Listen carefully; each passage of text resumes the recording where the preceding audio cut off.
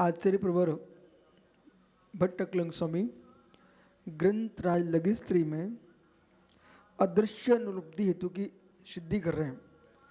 अदृश्य अनुपलब्धि हेतु, अदृश्य अनुपलब्धि हेतु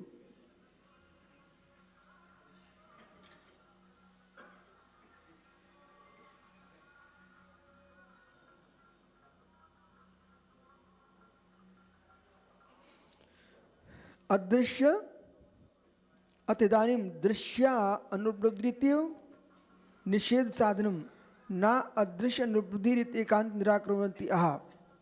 ये बहुत गजब का विषय है।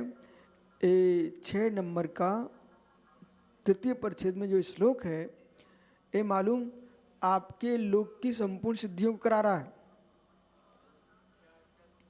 ये करा रहा है। कुछ लोग कहते हैं जो अदृश्य है वो अनुपलब्ध है, अदृश्य है अनुपलब्ध है। क्या श्रुत सागर जी, वो मुझे ठंडी देखना है, मुझे एक बार आप ठंडी नहीं दिखा सकते हो? हाँ, इतना वर्ष हो गया मेरे लिए और मैं कितने दिन से आपसे बोल रहा हूँ कि मुझे ठंडी के दर्शन करा दो।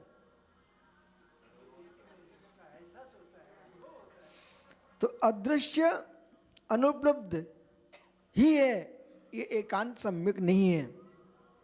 चेतन, चैन, बालक, सुन,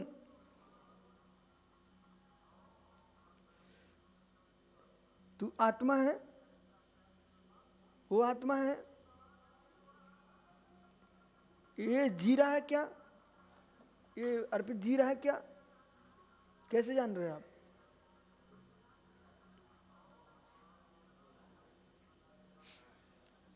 अदृश्य की उपलब्धि, ये सिद्धांत नहीं आपको समझ में आया तो आधे संसार की व्यवस्था समाप्त।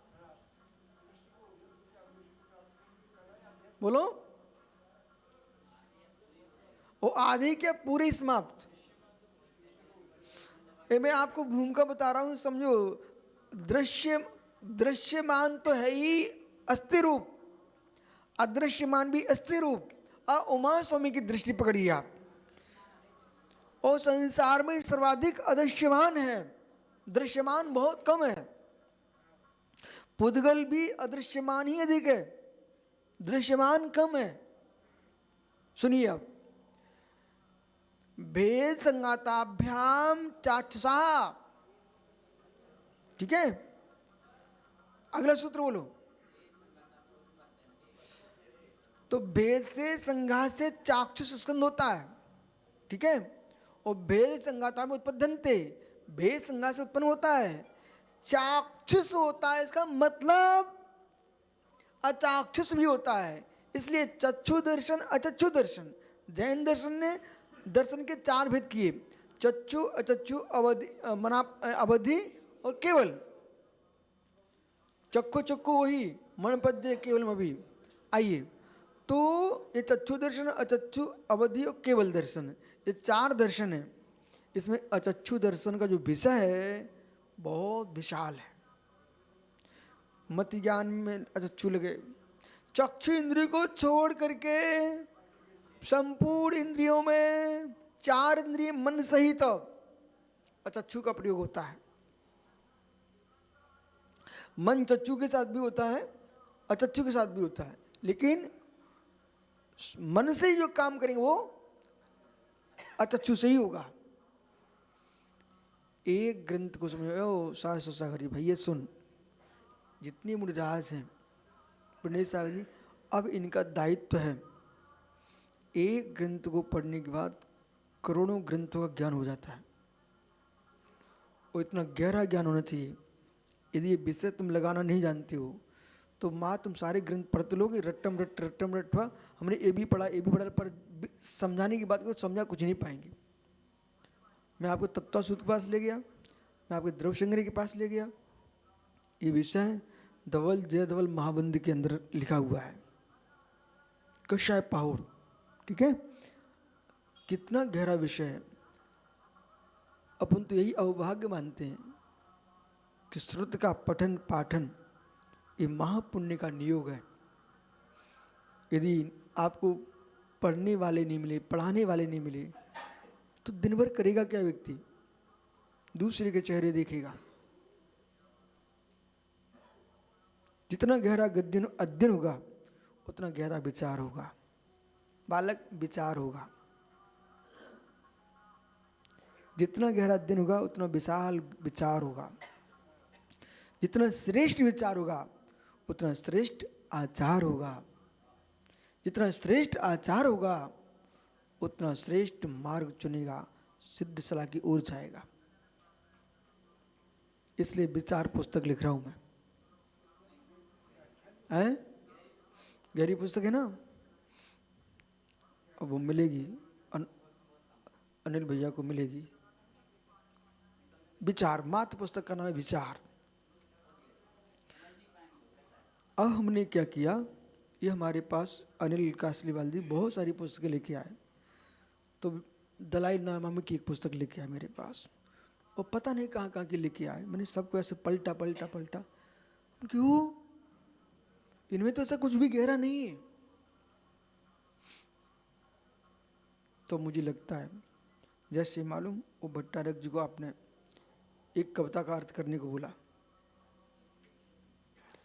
ये डॉक्टर्स हो जाएगी इन सबकी, ये सब डॉक्टर घूम रहे बने। लेकिन मैं क्या स्वभाव रे, पूरे देश के साथ क्या दुर्व्यवहार।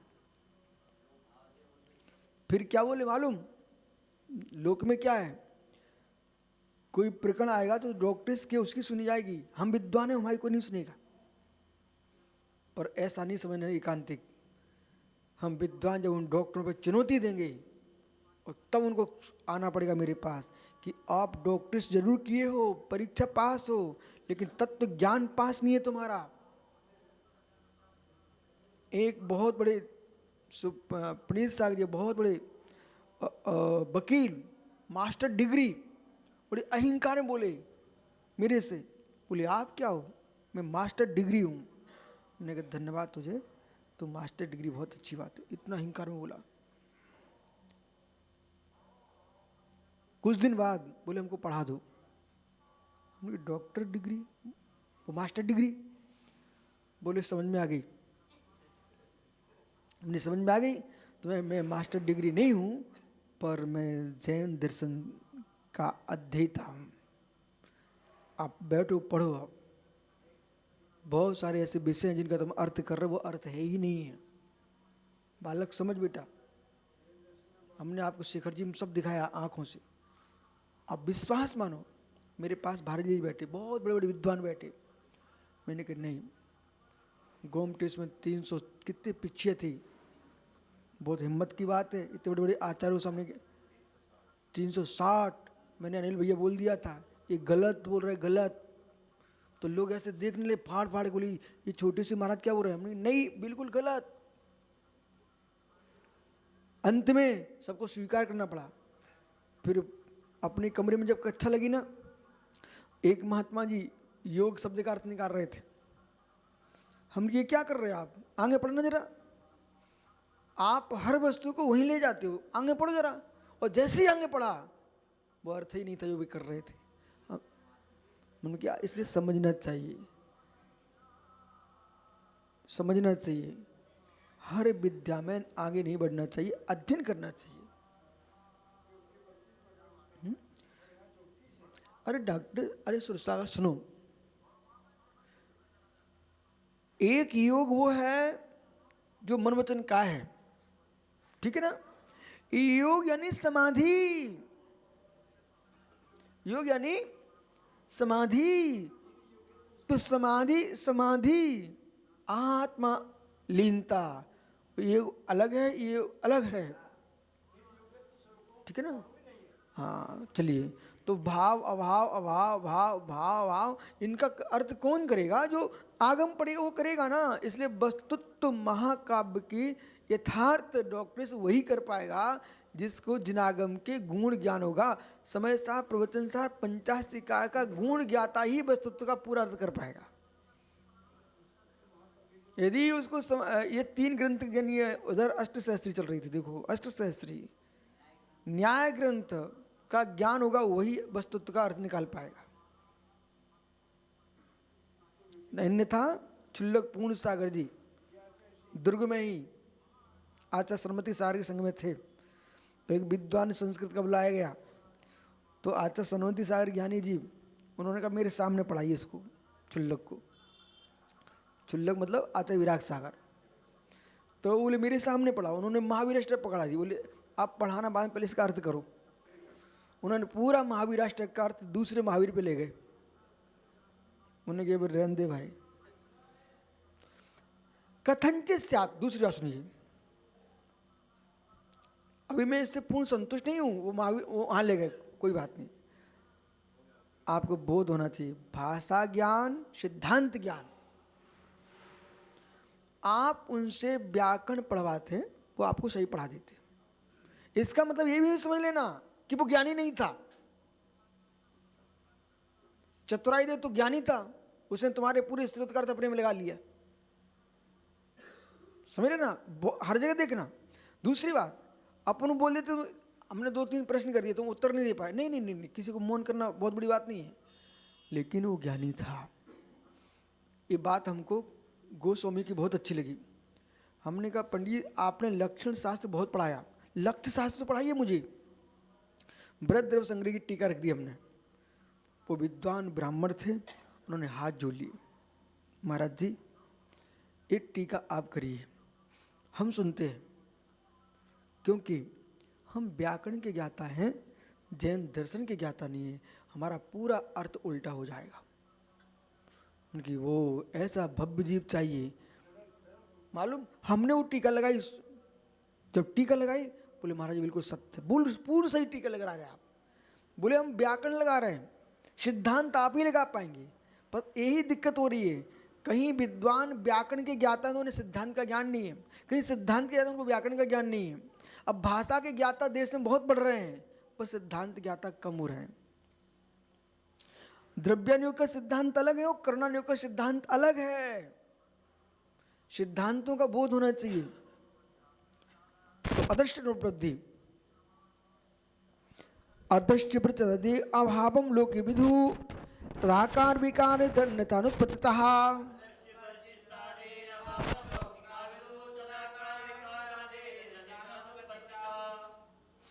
आज सामान्य अर्थ करके प्रपुन चलना है ना। अदृश्य अभाव लौकिका विदु, लौकिका विदु ये शब्द पकड़िए। प्रफुल्ल भाई डॉक्टर साहब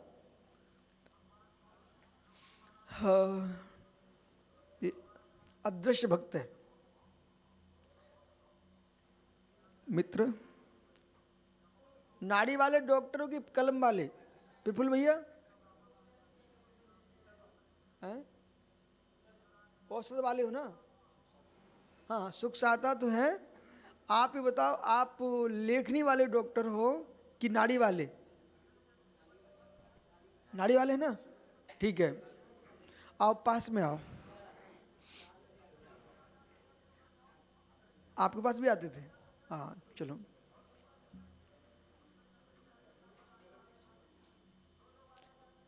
प्रश्न ये है भैया, कोई व्यक्ति मरणासन है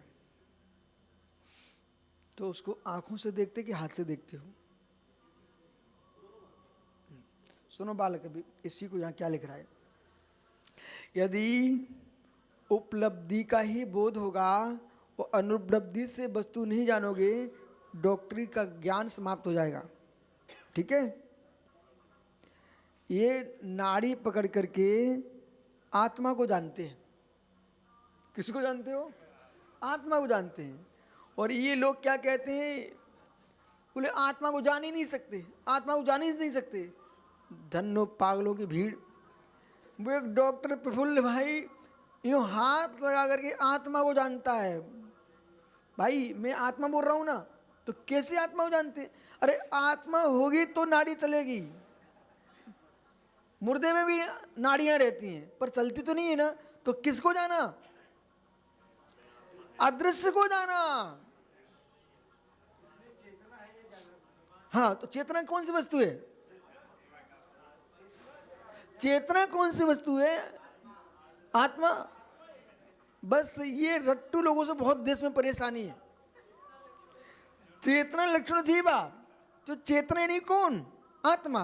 अब जो अज्ञानी के हम आत्मा को जान ही नहीं सकते, आत्मा को जान ही नहीं सकते, तुम तो चरक के भी ज्ञाता नहीं हो, सुश्रुत के ज्ञाता नहीं हो, बाघ भट्ट के ज्ञाता नहीं हो, कल्याण उग्र दत्ताचार्य के ज्ञाता नहीं हो, कुंद कुंद के ज्ञाता क्या बन पाओगे आप?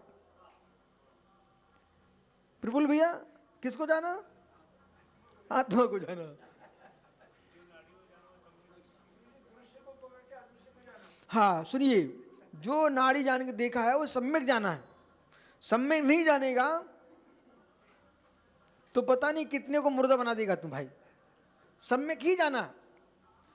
अब सम्यक जाना, तत्वा श्रद्धानम सम्यक दर्शन में अलग दर्शन है और ये दर्शन अलग है, लेकिन सम्यक ही जाना।